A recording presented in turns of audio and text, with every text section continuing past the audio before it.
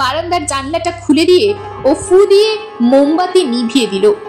রিভলভারটা হাতে নিয়ে ওই জানলার ঠিক উল্টো দিকের দেয়াল ঘেঁষে চেয়ারটায় পা তুলে ও বসলো। তারপর শুরু হলো নীরব প্রতীক্ষা।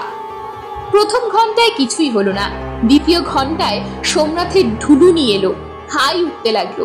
তৃতীয় ঘন্টায় ও যেন আর চোখ খুলে চাইতে পারছে না, আবার চমকে জেগে উঠছে। এই ঘুম জাগরণের মধ্যে হঠাৎ একটা বোটকা গন্ধে ও সজাগ হয়ে উঠল। ঘরের মধ্যে চাঁদের আলো এসে পড়েছে, তবে ঘরটা খুব বড়, তাই শুধু খানিকটা জায়গা আলোয় ভরে গেছে। সেই আলো আধারিতে ওর মনে হলো যেন একটা ছায়া প্রাণী বিছানার দিকে এগুচ্ছে।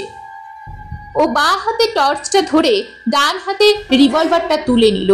তারপর টর্চের বোতাম টিপল। টর্চের উজ্জ্বল আলোয় যা ওর চোখে পড়ল তাতে সাহসী ব্যক্তিরও বুক হিম হয়ে যাবে। একটা নেকড়ে সামনের দুটো থাবা বিছানার উপর তুলে দাঁড়িয়েছে। আলো জ্বালতেই নেকড়েটা ওর দিকে মুখ ফেরালো। কি হিংস্র মুখ! জিভ আর দাঁত বের করে ওটা যেন মুখ খিচিয়ে উঠল। দুই চোখে ক্রূর দৃষ্টি। সঙ্গে সঙ্গে সোমনাথের রিভলভার গর্জে উঠল, আর নেকড়েটা একটা চাপা গর্জন করে বারান্দার দিকে ছুটে গেল। সোমনাথ কয়েক মুহূর্ত নিশ্চল হয়ে বসে রইল। ও বিছানায় ঘুমিয়ে থাকলে নেকড়েটা নিশ্চয়ই ও টুটি কামড়ে শেষ করে দিত।